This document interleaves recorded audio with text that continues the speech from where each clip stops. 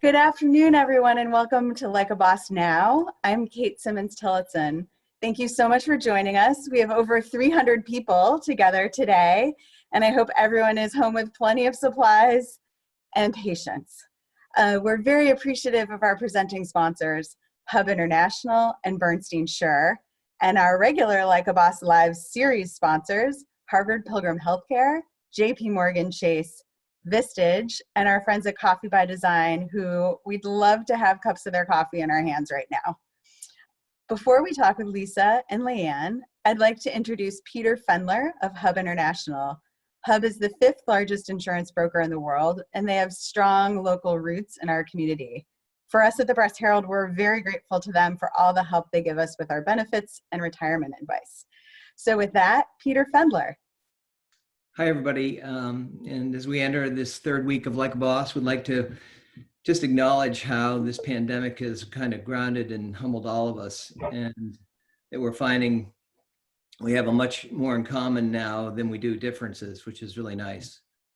We also want to acknowledge that hearing from some of Maine's most respected business leaders through Like a Boss has provided us with, pretty big motivational lift, which has been nice. And for that, we thank the Press Herald. We're all struggling with the same issues and working from home and hearing dogs bark while we're on conference calls and trying to cut our own hair, and the stress of, getting back to the new normal. But one of the things I've found through all of this is that there's just been a huge lift in creativity and humor, which has been a relief. So to Leeann and the creative folks like those at VIA, a huge thank you, because it's been a huge relief for us. Like you, we're working hard to keep our business running to support our employees and our clients and keep everybody safe and healthy.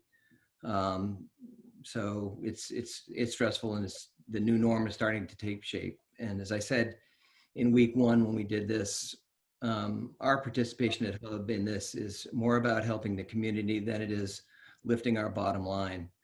We're happy to help answer any questions you may have around what's going on and how it might impact your business and your employees. So please don't hesitate to pick up the phone or send us an email, and we'd be happy to help you out. Kate. Excellent. Thank you, Peter. Thank you for always being of help to us. And I love seeing everyone's comments in the chat, everyone saying hello. It's really good to know you're all out there. I'd also like to introduce our friend Holly from Bernstein Schur. Holly, take it away. Thanks, Kate. Happy to be here. Bernstein Schur is very proud to be a sponsor of Like a Boss.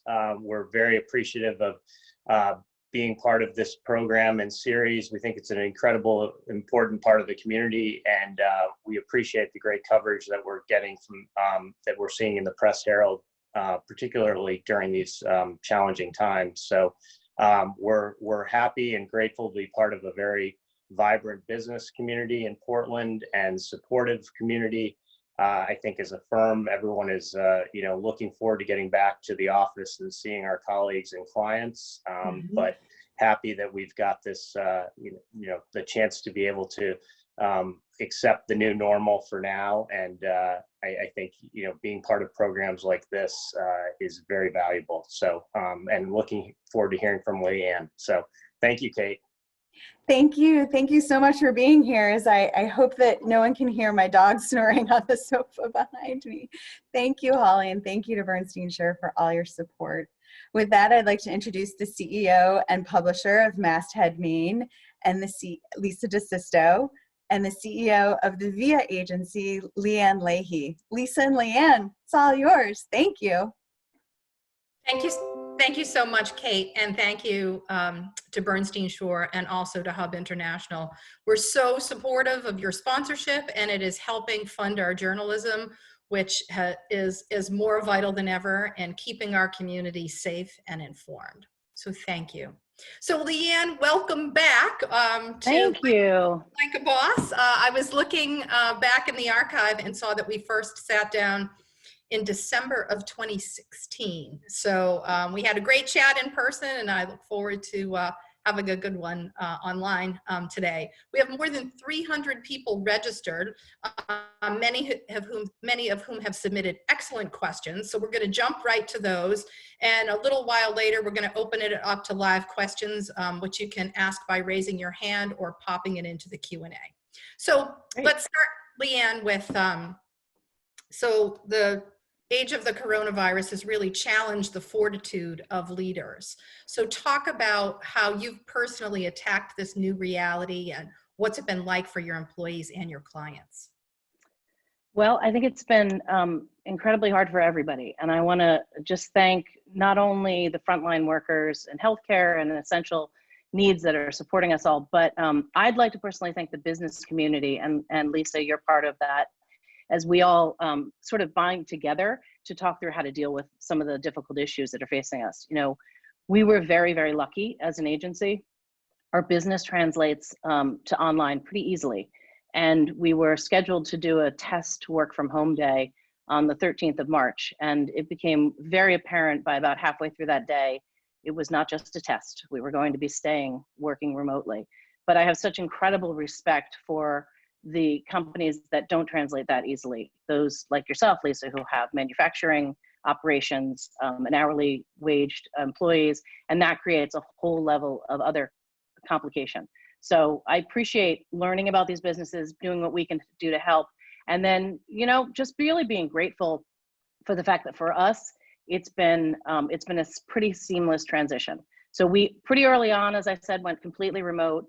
We let our clients know right out of the gate. They mostly did the same. Some of them also obviously are manufacturing organizations, or some of them are restaurants or retail organizations. And so they've had their own set of challenges. And we have really tried to be a good strategic partner to them.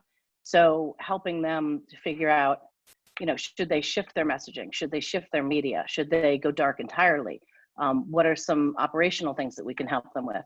And so we're trying to bind together with our clients, give them the best advice we can possibly muster, understand what's going on in the marketplace, stay in tune with customers the best that we can.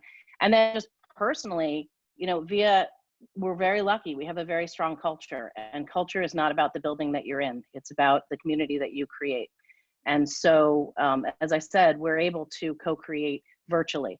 And we do a lot of things to kind of make sure that our people are supported and feel like they are part of that community and that we're connected every day.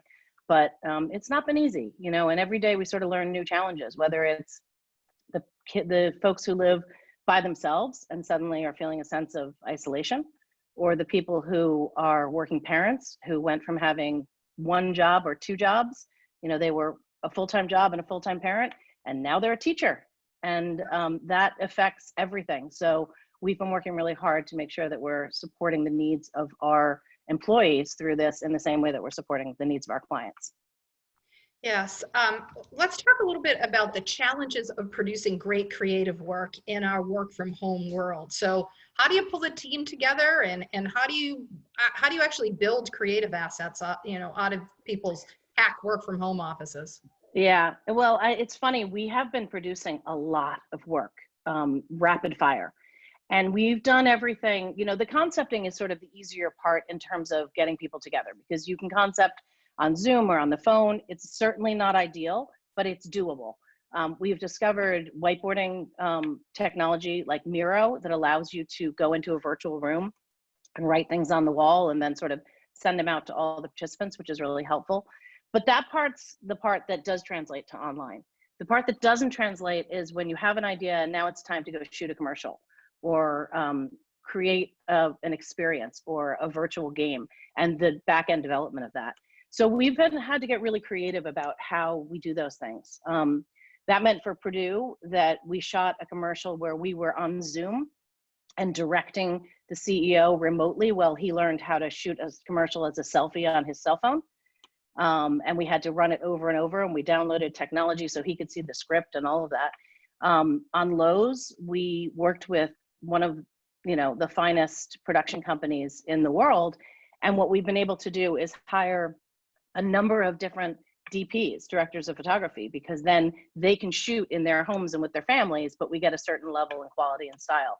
We've also been, as I think the entire industry has, and you can see it as you watch television at night, leaning in heavily to user-generated content and animation and all sorts of things like that. We have a few spots that are being made right now that are leaning very heavily into CGI and voiceover. So it's been tricky, but I think, in these moments, it just challenges us to be more creative, not just around the ideas, but about how we bring the ideas to life. Yeah.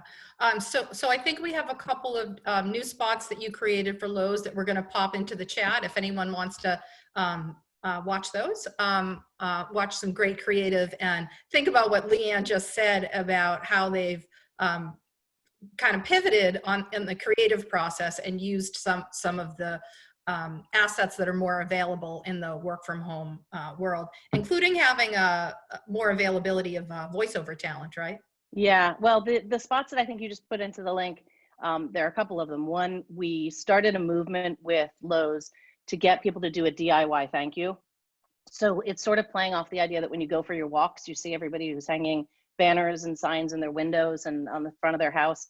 And we wanted to really play into that because that is a DIYer mentality. And with the materials that you have at home, create a thank you so that the people who are going to work and passing your home can see it and feel appreciated. So we did a whole integrated campaign around that with a television spot that was, again, largely created with consumer generated input and some ringers and DPs in their homes. And then there's a social component, and there's, it's just completely baked and integrated. And then the second phase is this new campaign that's launching, or I guess just launched yesterday. Oh, great. All right. Yeah, Chad, if you can put both those links in there, if you're capable, that would be great. So let's shift the focus from your customers to your company culture. So when we sat down before, we spent a lot of time talking about how you've built your culture, and you have the go-dos, right? So maybe for folks who weren't there, describe what that is, and now describe how you've transformed them in our new reality. Sure. So go-dos are a strategic investment that we make in our culture.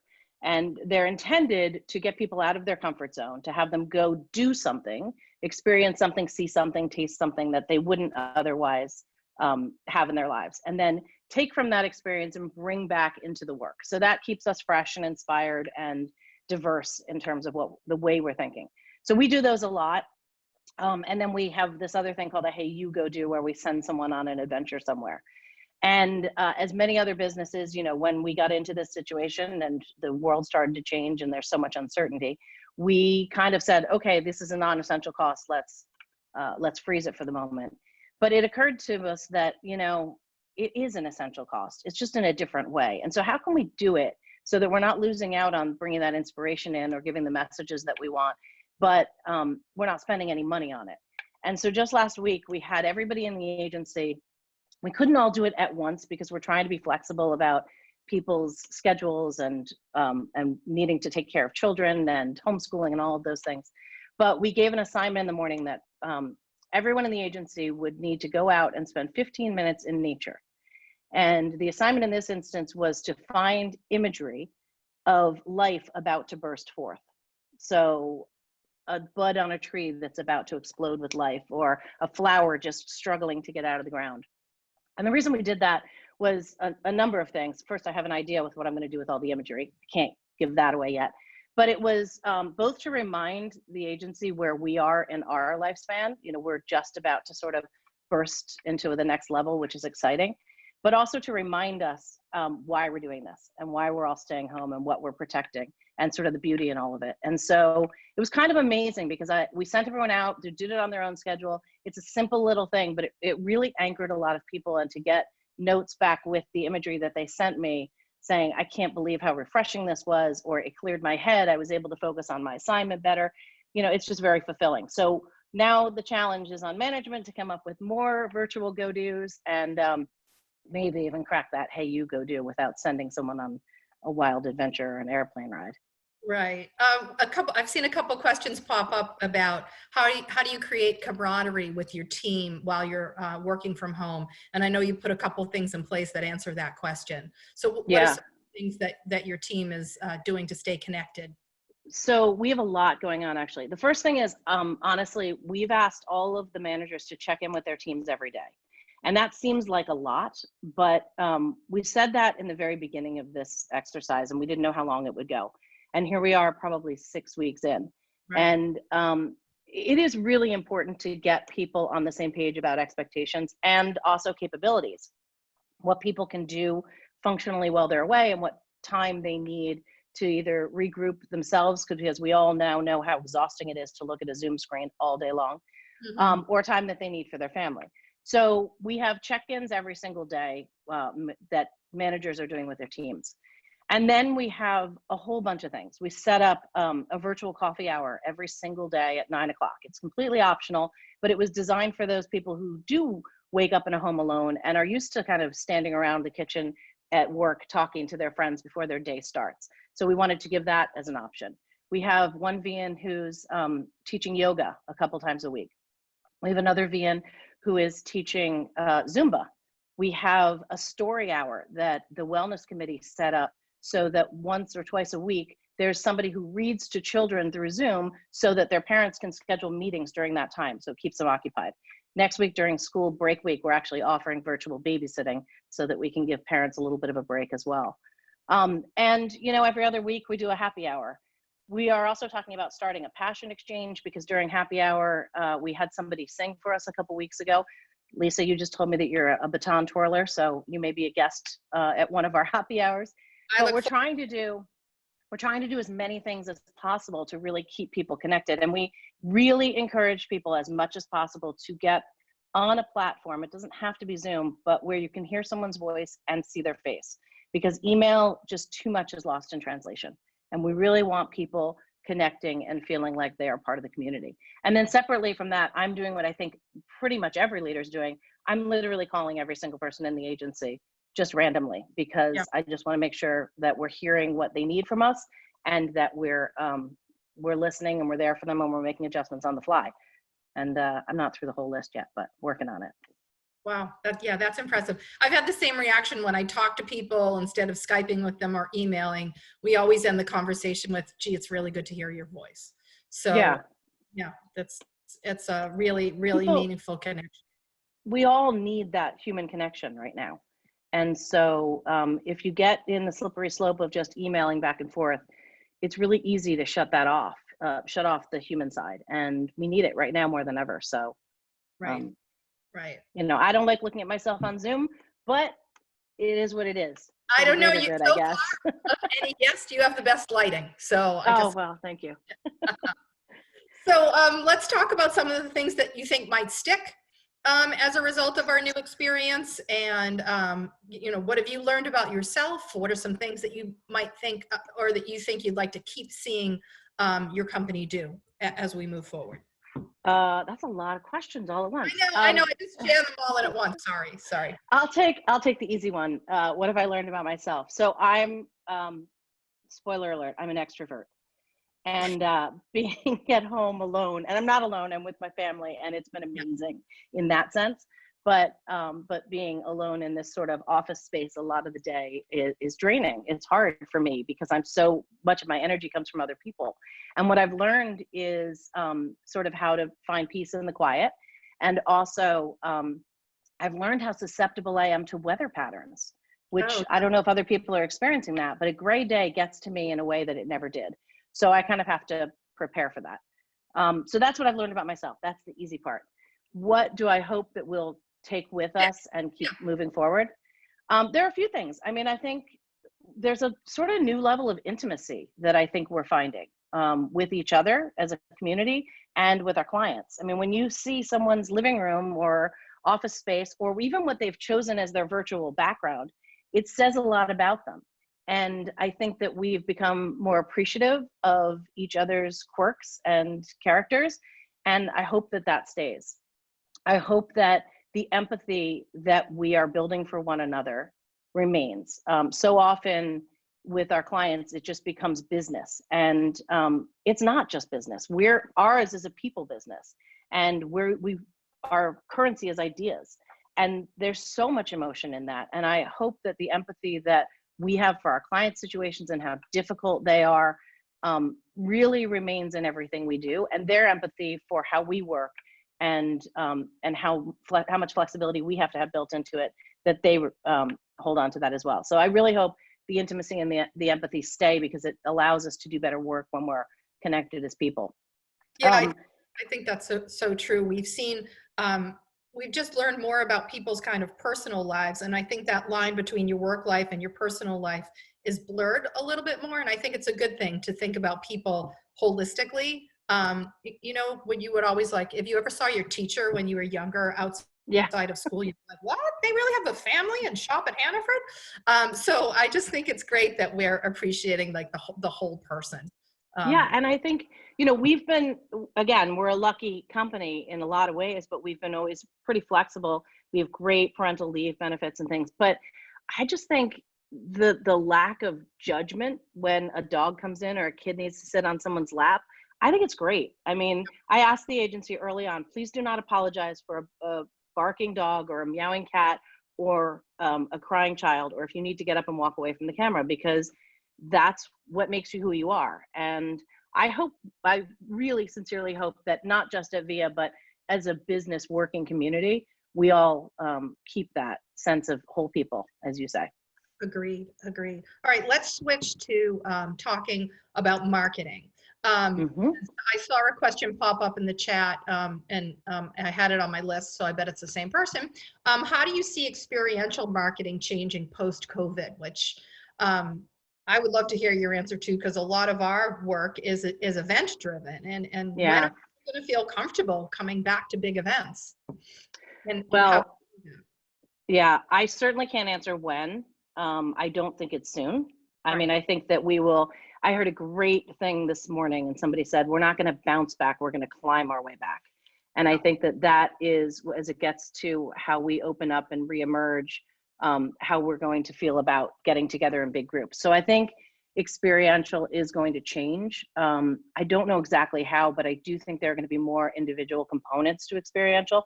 We're working on something for Arm & Hammer right now that was originally for the Odyssey of the Mind competition. So those of you with kids who participate in Odyssey of the Mind or Destination Imagination, there are these, you know, competitions of creativity and problem solving. And so Arm & Hammer Baking Soda is a big supporter of that. And for the National Odyssey of the Mind Championship, they were supposed to do this big experience. And we were able to take that and translate it to an AR experience. So we're building that right now, and the competition itself will exist virtually, but the AR game becomes bigger than just that. And I think there will be a lot more use of AR and virtual kiosks and individual experiences within the whole, so that people can have space. Because I think for quite a long time, we're going to want to make sure we have some physical distance, even when we're all together in the same place. Yeah, for sure. This question came in, and I thought it was a great one. And it's specifically for B2B firms. So what advice can you give them to position their brands and connect with existing clients or prospects without seeming tone deaf? I have received a bunch of email solicitations from a lot of technology vendors. And for some reason, I'm bristling more to them than I normally would. I know. And when this first started, right, didn't everybody get every single company they had ever even looked at online sent an email saying, we're here for you and here's how we're working, and it got really, really overwhelming and irritating and then at times opportunistic. And so how do you survive when you need to send those emails? Well, first, I don't think there's any silver bullet, but what we've done, as I said before, because, you know, we create B2C work, but our business is B2B, we have to get clients. We've tried to create value as opposed to just telling them that we're here.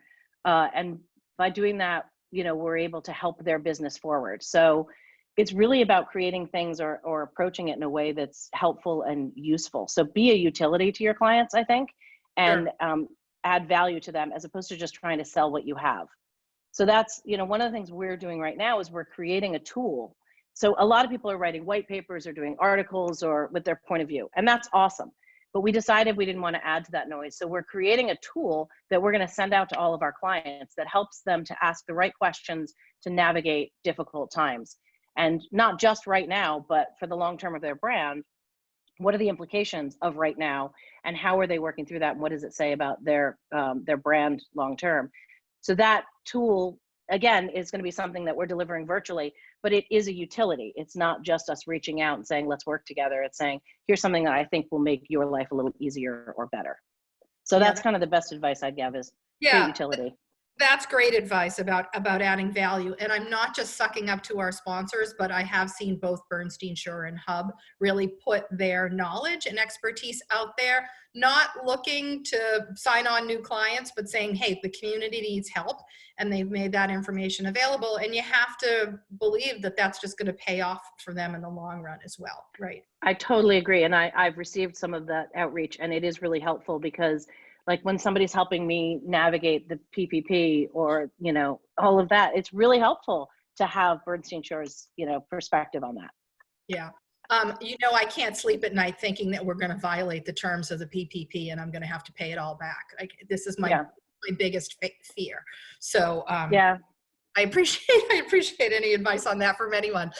A question that came in is, what's your dream account to work on? Oh, goodness. That's a hard question. I don't think it's any one account, because, you know, you can find a dream in sort of any piece of business. I think our dream clients, I can talk about that. They're not necessarily any one account, but we do really well with clients who understand that marketing is a strategic investment, and they want to make bold choices with that. And by that, I mean, we don't do well with clients who just want to do more of the same, or who want to, you know, drop a pebble in the pond. We do well with clients who really want to make change and drive brand growth. And so you never know when you're going to find those clients. I mean, Arm & Hammer is a wonderful example of a brand that for most people sits in the back of their refrigerator, right? And you think of it as baking soda. It's actually 17 places in your grocery store. And we have been able to work across all of those different products, and the opportunities are sort of endless and boundless. So I don't think we have one dream account we want to work on, or personally I want to work on. I certainly have dream clients, and maybe some categories. We recently won a business, actually just this week, won a business that allows us to dip our toe in automotive. And that's been a category we've been interested in for a long time. There's a question that says, I know it seems trivial, but you mentioned some discomfort about appearing on Zoom, but you seem so comfortable and your lighting is fantastic. That's my addition. Well, thank you. I get red on this, and somehow the lighting, I'm always like moving lights and moving cameras to try and not look red. Well, but, you know, our guest says you seem so comfortable, and she wants some tips because she says she's stressed out about it. Okay, so there's a Tom Ford article online. Tom Ford gave advice as to how to set your camera, use powder, and use lighting so that you get the best effects. And then I still look red, so I clearly didn't read all the lines of the article, but it is great. We'll find it and put the link in here somewhere. That's great. Author Fink, a frequent attendee to Press Herald events, wants to know what kills creativity. Fear. Fear kills creativity. When people are risk averse, when they think they know the answer and they don't want to hear other answers, when they want to do the same thing that's been done every single time, that kills creativity. And that usually comes from fear. I don't want to be found out that I don't know the answer, or I don't want to be found out that, or I don't want to be the one. There's an old saying in our industry, no one ever got fired for hiring IBM's agency, because you can always go, well, I just did what the big guys did. And that is fear. People want to cover their behinds, and they operate out of fear. That's a creativity buster. We posted the Tom Ford article, New York Times article. Oh, good. Because Molly Adams is like, she's on it. Important literature. Yeah, there was also a question about messaging to, this is from folks in the food service industry, that are open, and what's your advice for them to market and sell, but make it not seem too self-serving, was the question.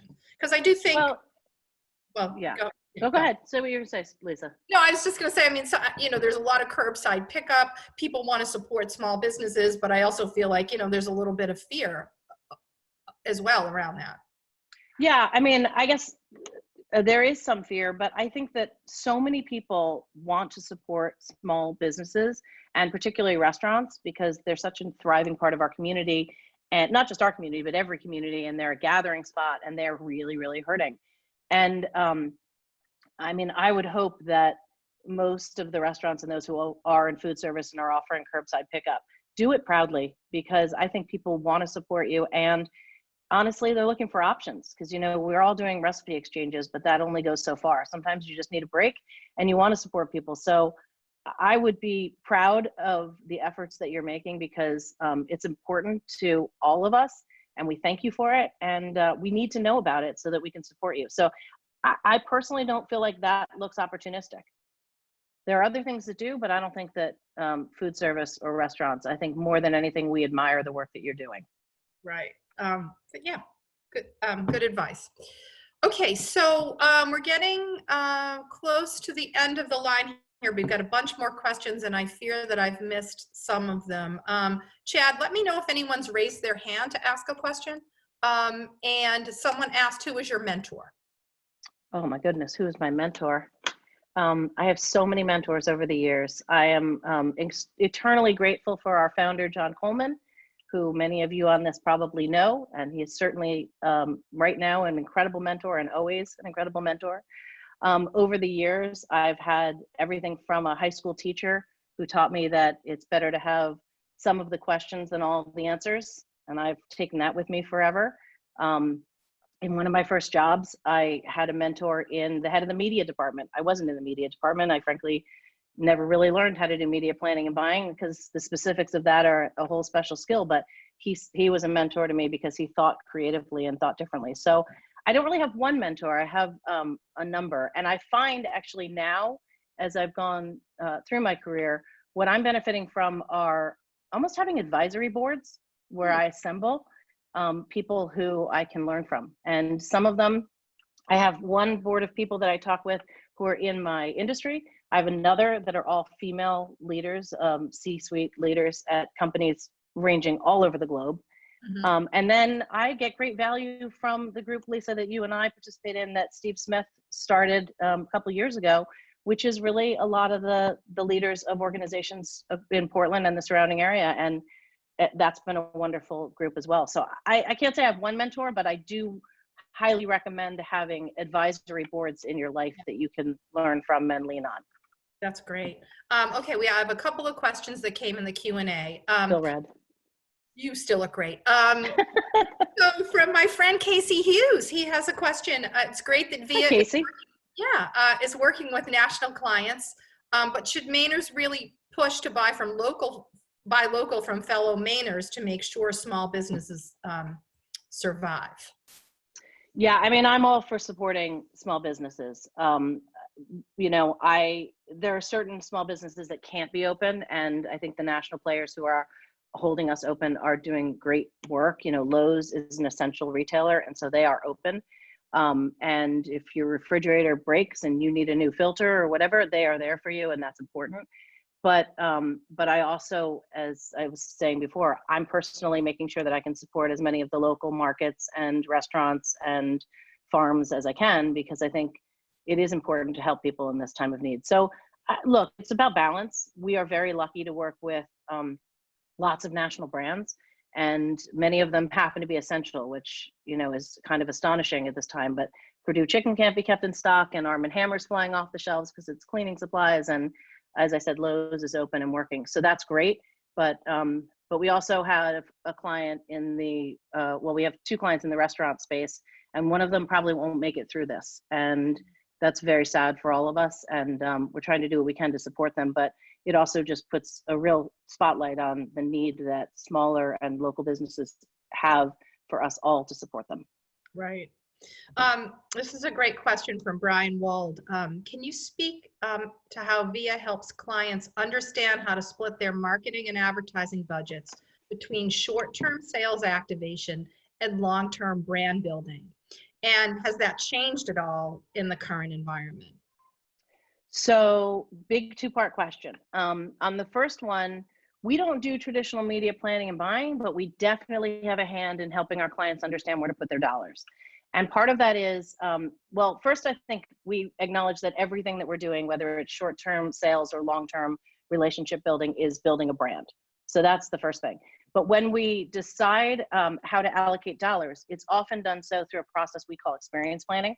And I'm not going to nerd out on that, but it helps us to understand what channels are right for the tasks at hand, what we're trying to accomplish, and then what channels are best for accomplishing that. And that the dollars fall out of the priorities, really.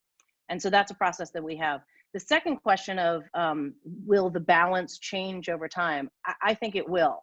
I think that one of the things we've been talking about is that there are some companies who have been chasing the technology or like it's a shiny new thing, you know, oh, I'm supposed to do programmatic marketing now, so I should put all my money into that. And I think everything has a role and a place, but we really have to understand how different mediums work and activate them against the jobs that they're trying to do, as opposed to just doing them because they seem like they're current. Yeah. So I think there will be a little bit of shift. I think there will be a shift back to branding because branding is how you behave and what you stand for and what consumers should expect of you. And promotions are what you're in right at this moment, but how you behave in this moment tells people so much about what your brand really is.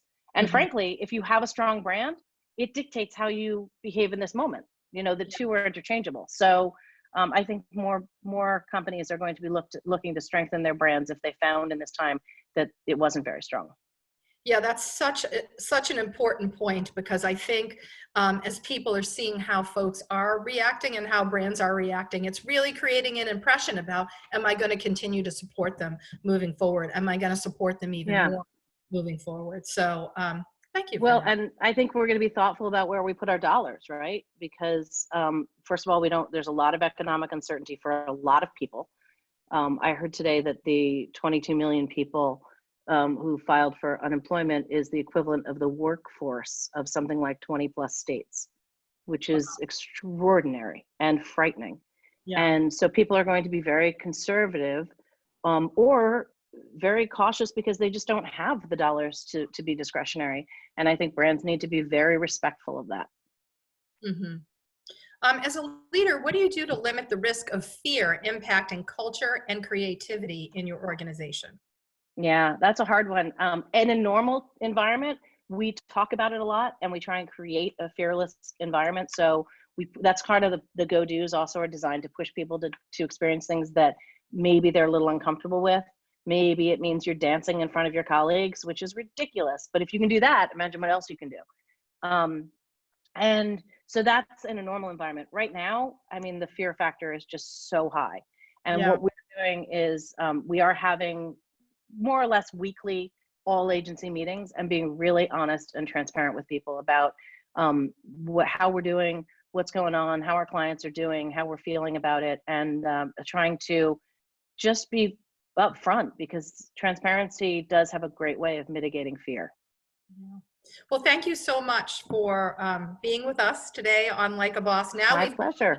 Over, but we had so many good questions. I wanted to once again thank our sponsors, Hub International and Bernstein Shore, and also invite you next week. Kristen Maley, the CEO of the Good Shepherd Food Bank, is going to be my guest, and she is going to talk about the unprecedented demand for food and how they're responding to the urgent needs in the state. So she's got to run her company, but she also needs to make sure that they were really able to respond rapidly to just getting more food out throughout the entire state to the people who need it. So definitely join us if you can. And again, thank you for being with us. Leann, thank you. Thank you for having me. Our producer today. And yes, we hope thank you, Chad. Everyone has a great weekend. The weather looks beautiful on Sunday, so please go out and do. Yes. Thank you so much, Lisa. Thanks, Leann.